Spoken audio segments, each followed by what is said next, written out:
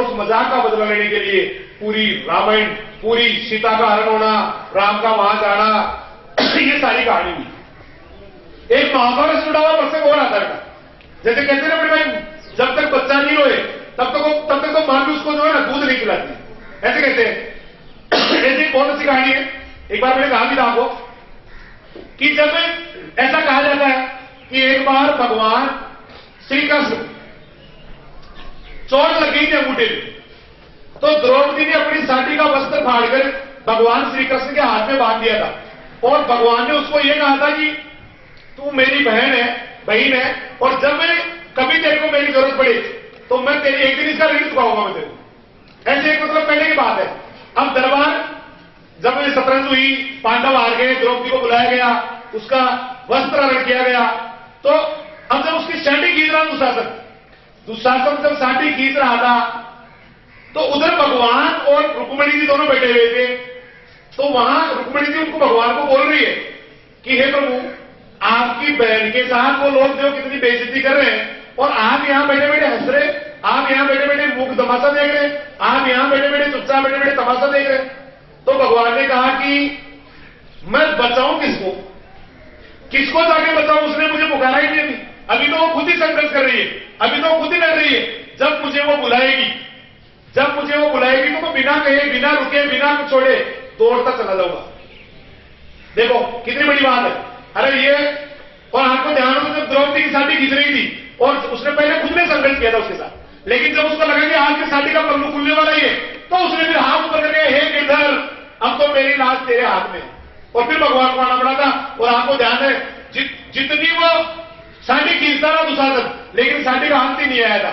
इस कहानी से बेटा ये शिक्षा मिलती है कि जब तक आप किसी गुरुजन के पास जाके या किसी गुरुजन के पास जाके अपनी समस्या बताओगे नहीं, उनसे आप कहोगे नहीं कि सर ये प्रॉब्लम है, तब तक बेटा आपका वो हल नहीं कर सकते। क्योंकि हम तो जब भी हम आपके लिए 24 घंटे तैयार हैं, लेकिन तैयार तभी है जब आप हमें पुकारेंगे, जब आप हमें कहेंगे। अरे हमको यूं थोड़ी है भाई, ठीक है भाई, हर किसी को पता ही नहीं लगा, उसको जाके जबरदस्ती बताने लगे ठीक है मैं तेरे को न्यूमेरिकल बता रहा हूं, चौथा न्यूमेरिकल तेरे को नहीं है। अरे यार हमें कैसे पता लगेगा चौथा नहीं है, हमें कैसे पता लगेगा? जब आप पुकारोगे तो हम तैयार है। अरे जब भी आप पुकारोगे हम सब आपके लिए तैयार है, लेकिन आप पुकारो सही किसी चीज के लिए। अरे बिना पुकारे तो भगवान भी नहीं है अपनी बहन को बचाने के लिए, तो हम तो इंसान है बेटा। तो आप जब भी कोई प्रॉब्लम हो जरूर बताएं, सर ये प्रॉब्लम है, थोड़ा इसके ऊपर आप थोड़ा ध्यान दें। और बेइज्जती बेटा दो ही आदमी दुनिया में भूल सकते हैं, ध्यान है, किसी को कौन भूल सकते हैं दुनिया में? बेइज्जती दो ही आदमी भूलते हैं, एक तो सपा बावड़ा आदमी, सपा बावड़ो जरा ही बिल्कुल क्यों हो जाने देते, और या दूसरा होता है उच्च कोटि का संत। दो ही आदमी अपनी बेइज्जती भूल सकते हैं, या तो सपा बावड़ा आदमी और या फिर उच्च कोटि का संत। तो आप और मैं बेटा न तो सपा बावड़े और न उच्च कोटि के संत है, इसलिए हमेशा जो है बेटा कभी भी बेइज्जती का बदला उसको लात मार के नहीं, उसको चांटा मार के नहीं, उसको अपने आप को साबित करके कि तूने मुझे कहा था कि तू जिंदगी में कुछ नहीं कर सकता, ये ले मैं बढ़ गया कलेक्टर कर ले, मेरा क्या करेगा, ले और ले है? अरे एक दिन बात चल रही थी, मैं खैर नाम नहीं लूंगा, एक स्कूल वाले मेरे को ये कहा था मंडा में, एक दिन कभी रहा था आप सबको कि कभी भी मंडा की तरफ बस मत लगा देना, क्योंकि मैंने स्कूल चालू ही की थी उस टाइम। तो मैंने उनसे हाथ जोड़े कहा कि मैं नहीं लगाऊंगा मैंने, क्योंकि मैं वास्तव में अब वो थोड़े दिनों में मेरे को जयपुर मिल गए, तो मेरे को बोले और कतरी मेरी टाइम मतलब भेजी किया उन्होंने। मैंने कहा भाई साहब पहले आपने मुझे ऐसे कहा कि मंडा की तरफ स्कूल मत चलाना, वो बस मत चलाना, आपकी दया से मैंने कहा 150-200 बच्चे बैठ के आए। अब आपने मुझे ये कह दिया कि कतरी मेरिट आई, फिर एक महीने कर दिया, मतलब आपने फिर मेरी बेइज्जती है, मुझे फिर ऊर्जा दे दी। और भगवान ने कहा तो इस साल 100% मैं दिखा दूंगा कि हम मेरिट भी लाते हैं। और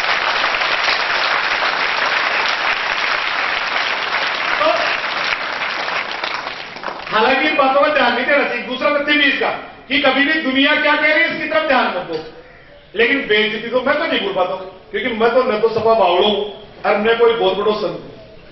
मैंने कहा भाई साहब आप ऐसे ही कहते रहो, आज जैसा आज आपने कहा ऐसे ही मुझे कहते रहो, और बस मेरी बेइज्जती है मुझे चिढ़ाते रहो। और अब वो वक्त दूर नहीं है जब मतलब क्या पहले कहना कीजिए बातें, जब आपको शायद मिला हुआ नाम लिखा हुआ मिल जाए और लगे कि यार वास्तव में अपन ने उस दिन गलती कर दी, इस आदमी को जितना चिढ़ाते हैं, जितना ही सारा इसको अपन डिप्रेस करने की कोशिश करते हैं, उतना ही सारा आगे बढ़ता जा रहा है? तो मुझे लग रहा है अगली बार वो दूसरे शब्दों में बात करेंगे कि यार इसको कहना ठीक नहीं है, क्योंकि ये तो इसका जब अपन कहते हैं पूरा कहते हैं इसको चुभने वाली बात, और ये करता थोड़ा उससे प्रोग्रेस नहीं। तो अब की बार मुझे लग रहा है कि चुभने वाली बात करेगा, अगली बार तो मुझे बिठा के शायद वो चाय वाय पिलाएंगे, शायद दूसरी पिलाते। बड़े भाई मेरे बड़े भाई है। अब दुनिया की परवाह नहीं करनी चाहिए। एक बार मैंने एक जोड़ की कथा सुनाई थी, जोड़ तालाब, दोनों तालाब। एक बार क्या हुआ, एक तालाब के बीच में एक खंभा गाड़ दिया, बिल्कुल चिकना खंभा, और उस पर तेल और लगा दिया, और एक प्रतियोगिता रखी, बोला जो भी मेंढक इस खंभे पर चढ़ जाएगा वो इस तालाब का राजा बनेगा। अब साहब राजा बनना किसको बुरा लगता है? बहुत सारे मेंढक आ गए, छोटे मेंढक, बूढ़े मेंढक, बच्चे मेंढक, साहब बोला यार पता नहीं राजा बनी जाए। नहीं, अब आया एक मेंढक आया, वो चढ़ना चालू किया, उसने थोड़ा सा चढ़ा और नीचे सारे पड़को रहे, अरे गिर गया, वापस आप पड़ जाए। दूसरा मेंढक चढ़ा, दूसरा मेंढक बीच में से गया, फिर सर गिर गया, फिर आगे गिर गए। क्यों? ऐसे ही चलता रहा। बहुत सारे मेंढक आए, लेकिन कोई भी उस खंभे पर नहीं चढ़ पाया। फिर एक मेंढक आया, क्योंकि प्रतियोगिताएं कभी कभी ऐसा होता है कि किसी प्रतियोगिता को कोई न जीते। हर प्रतियोगिता के लिए एक जीतने वाला भी भगवान ने बनाया है हमेशा। अरे राजा दशरथ के यहां, वो उसके जनक के यहां जब धनुष नहीं उठा तो भगवान खुद आए थे वहां, क्योंकि उनको तोड़ना था वो धनुष। अर्जुन को आपको ध्यान हो, जब द्रौपदी का स्वयंवर हो रहा था तो सारे योद्धाओं ने, लेकिन वहां अर्जुन को भी भगवान ने भेजा था ब्राह्मण के वेश में, क्योंकि उसको पता था कि वो उससे ही उसके द्वारा ये धनुष का जो ये हो रहा है, इसका मछली की जो आग बेबी जानी है, उसके लिए भगवान ने अर्जुन को पहले बढ़ा दिया था। तो हर प्रतियोगिता के लिए एक ऐसा प्रतियोगी भी आता बेटा जो जीतता ही है उस प्रतियोगिता में। तो एक मेंढक आया, चढ़ना चालू किया साहब, चढ़ रहा आराम से, और बीच में गिर गया, चढ़ गया, लेकिन वो तो चढ़ गया। अब साहब वो वापस नीचे उतर गया। तो आप देखना, जब कोई आदमी सफल होता है तो उसके इंटरव्यू लेने वाले बहुत सारे लोग आ जाते हैं। तो मेंढक के इंटरव्यू लेने के लिए लोग आ गए, दूसरे मेंढक आ गए, आज तक के मेंढक है ना, एनडीटीवी वाले मेंढक, ये सारे आ गए साहब, डीडी न्यूज के मेंढक सब। उन्होंने उसको सवाल किए, बोला भाई तू कहां से आया है, तू कौन से जोड़े का रहने वाला है, तू क्या खाता है? नहीं बताया। मैंने ये कहने से कोई जीता तो भाई तूने क्या खाया, तूने कितनी मेहनत की। तो मेंढक का भी इंटरव्यू लेने के लिए लोग आ गए बहुत सारे। अब मेंढक का क्या दोस्त खड़ा था वहां, उसी मेंढक का तो चढ़ गया ना, उसका दोस्त था। तो उसने सबको कहा इधर आओ, मेरे पास हो। तुम किससे बात कर रहे हो? इस मेंढक से। ये तो बहरा है।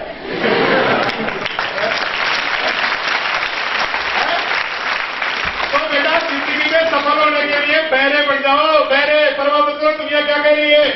मैं एक लाइन हमेशा कहता हूं अंग्रेजी में कि पीपुल, मैं नहीं, किसी अच्छे आदमी ने कही है, मैं उसको रिपीट करता रहता हूं। People throw stones in your path. लोग तुम्हारी राहों में पत्थर फेंकते हैं। प्रेजेंट इंडेफिनिट का ना, कई बार प्रेजेंट इंडेफिनिट फ्यूचर का भाव देता है, सवर्सन पे कही देगी। तो यूं भी कह सकते इसको, भाई लोग तुम्हारी राहों में पत्थर फेंकेंगे। Now it depends on you. ये आप पर निर्भर करता है, what you make from it, कि आप इससे क्या बनाते हैं। अरे वो पत्थर लोग फेंक रहे, अब आप पर निर्भर करता है कि आप उस पत्थर का क्या बनाते हैं। एक दीवार और एक ब्रिज।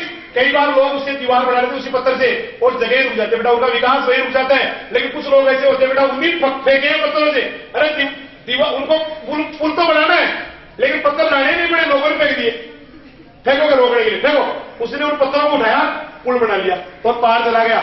रिमेंबर, याद रखो, you are the architect of your life. आप अपने जीवन के निर्माता, आप अपने जीवन के रचनाकार स्वयं खुद ही है बेटा। अरे लोग आपकी राहों में पत्थर फेंकेंगे, पत्थर फेंकते हैं।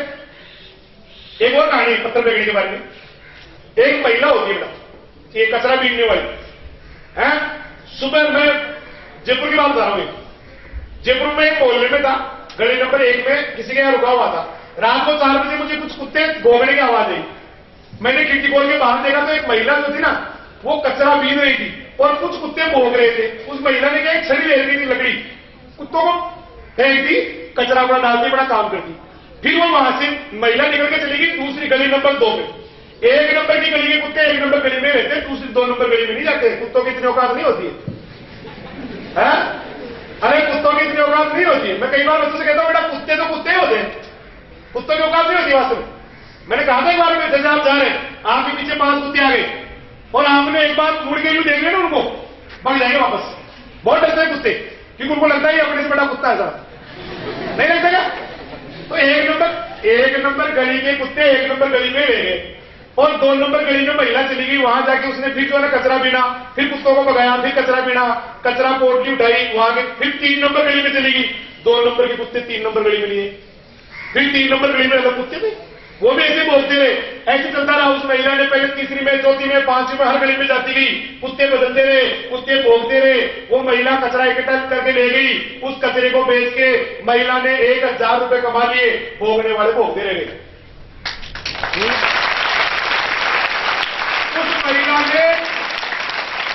उस महिला ने कचरे को बेच के 1000 रुपए कमा लिए, भोगने वाले भोगते ही रह गए। ये है बेटा दुनिया। भोगने वालों की परवाह मत करो रे, पहले मेंटल बन जाओ, परवाह मत करो कौन क्या कहता है। अरे करो या तो मैं कह रहा हूं वैसे करो, चैलेंज के रूप में दो, ठीक है अब के देखिए मेरे को क्या करके दिखाता हूं। और यह कोई ध्यान नहीं मत दो, बिल्कुल ही छोड़ दो उसको। नहीं, एक राखी के लिए मैं कहता हूं, कल थोड़े दिनों पहले राखी थी, कल ही बात चल रही थी, बोला राखी क्या बात पर आई थी, बात थी कोई स्पेशल थी। कल क्लास में बात है राखी क्यों आई थी अनिता? हाँ, एक बच्चा, वो बहन बैठी थी, आज बैठी है, इस बच्चे की बात पर आई थी वो बात। एक बच्ची बैठी है बेटा, एक बच्ची है करण सर की है, बहुत सिंसियर बच्ची है। ये अपने भाइयों को कैसे कैसे जो है ना अपनी मतलब एक इसने पूरी जिम्मेदारी ले रही थी। तो इसकी बात में बात आ गई। मैंने कहा उस 1-2 बच्चे इसके भाई पढ़ते हैं, मैंने उनको कहा, मैंने कहा यार तेरे जैसी बहन अगर मेरे को मिल जाती ना, मेरी बहन होती ना, मेरी तो बहन ही नहीं है, मेरे पास मेरे अगर ऐसी बड़ी बहन होती ना तो शायद मैं उसके पैर धो के पीता, शायद, जो इतना ख्याल रखती है आपका। और तू बेवकूफ, पढ़ता नहीं, तेरी दीदी है चाची भाई तू पढ़े। तो मैंने उसको ये कहा, मैंने कहा तेरे को तू आज से यूं करना, तेरी बहन को तू राखी बांधना, बहन जब तू बना, क्योंकि राखी बांधने की परंपरा क्या है, ऐसी परंपरा है बेटा। जब आदि काल में स्त्रियां घरों में रहा करती थी, महिलाएं बच्चियां घरों में रहा करती थी, पुरुष बाहर जाया करते थे।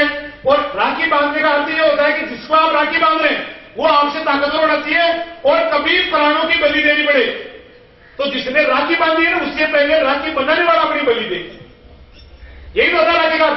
अरे मेरी बहन ने मेरे को राखी बांधी है, तो बहन जब तक मैं धरती के ऊपर रहूंगा ना, तब तक तेरी जान को हाथ नहीं आने दूंगा। पहले मेरी जान पे आ जाएगी, पहले मैं मरूंगा, जब मैं मर जाऊंगा ना तो ही तेरी जान पे आ जाएगी। ये राखी का अर्थ होता है। लेकिन आज तो उल्टा हो गया। आज तो बहनें बेटा, बहनें मजबूत हो गई। वो कैसे हो गई? जैसे एक बहन है, वो पढ़ के डॉक्टर बन गई था और भाई पढ़ नहीं पाया, उसने बाहर मेडिकल खोल लिया। बहन की मेहनत की वजह से भाई का मेडिकल चल रहा है, यानी बहन की जो तपस्या है उसकी वजह से भाई का घर चल रहा है। तो क्या बहन को भाई के राखी बांधनी चाहिए या भाई को बहन के बांधनी चाहिए? अरे मजबूत कौन है यहाँ? बहन। बहन मजबूत है। तो मैंने कहा था गलत परंपरा है, इस परंपरा को बदलना चाहिए। जो भाई कमजोर है उसको बहन के ससुराल में राखी लेके जाना चाहिए। अरे ले जाना चाहिए, नहीं ले जाना चाहिए? बताओ। आपको अपने मतलब ईमानदारी से अपनी आत्मा से पूछ के कहो कि क्या बहन के यहां भाई को नहीं ले जा रही राखी? बोलो बोलो। अरे मोटरसाइकिल नहीं था, मतलब महिलाएं जो है अपने पति की वो पियर में जाती राखी बांधने, ऐसे नहीं होना चाहिए। फिर तो मोटरसाइकिल में केवल 2 आदमी बैठ के जाने चाहिए। बड़ा भाई पीछे बलराम जी बेटे वाला कहा जा रहे हो कि बैठ के राखी बांध के आ रहे हैं।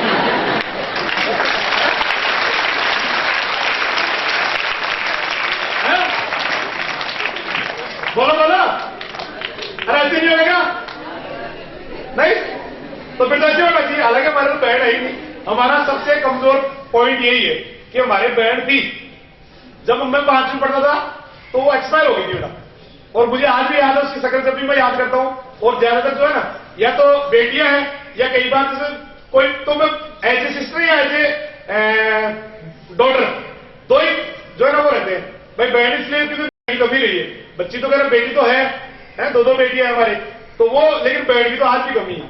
तो मैं ये कहता हूं कि जो मजबूत होता है ना, उसको कमजोर को मजबूत के राखी बांधनी चाहिए। ऐसे होना चाहिए ना। ये अब ये सारा प्रोग्राम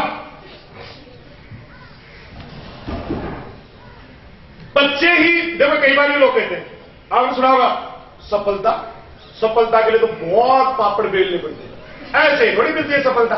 आज के टाइम में ये काम तो हो ही नहीं सकता, आज के टाइम में तो ये मुश्किल है ऐसे। अरे ये लोग हमें सपने देखने से डराते हैं।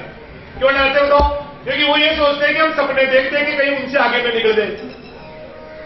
आप गए हो किसी के पास राय लेने के लिए, भाई मैं ऐसे कर लेता हूं, मैं ये है फलानी जो है तैयारी कर लेता हूं, वो कर लेता हूं, और उन लोगों ने कहा नहीं नहीं ये नहीं हो सकता यार, ये कहना अलग बात है, होना बड़ा मुश्किल है, ये कोई बच्चों का खेल नहीं है। लेकिन मैंने कल कहा था, मैंने कहा बेटा सफलता बच्चों का खेल होती है, बड़ों का तो है।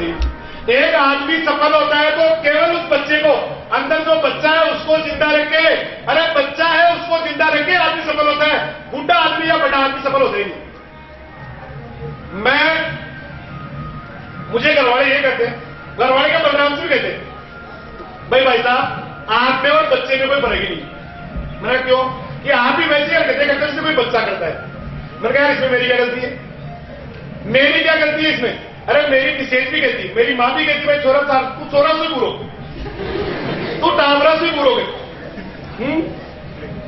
कई बार ये कुंतल कहती है कि सर तेरे शरीर को बड़ा होगा लेकिन दिमाग तक टावरा को सही। वो क्यों? जैसे टावरा की क्या करो सार्वजनी खड़ा हा खड़ा कहीं खड़ा तेल चला देख रहा है, नाच रहे थे, खड़ा कहीं रहे खड़ा सो रहे साहब, कबड्डी छोटा छोटा इतने भी छोटे बच्चे हैं तो हमारे, हैं उनके साथ खेल रहे हो आप। तो मैं कहता हूं कि इसमें मेरी क्या गलती है?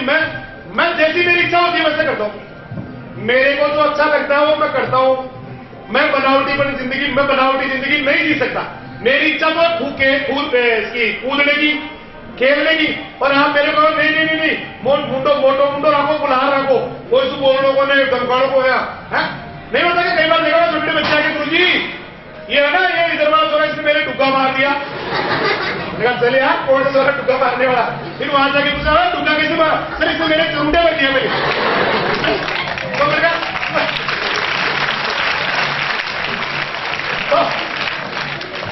तो बेटा अब उनकी लड़ाई भी पता कैसे लड़ाई बुझाते हैं? तेरे क्या बोला? सर मेरे चुरुटिया बना, सर इसके चुरुटिया बन, तेरे इसके सर इसने मेरे टुक्का मार इसके नहीं। तो आदमी सफल जब भी होता है बेटा जब वो अपने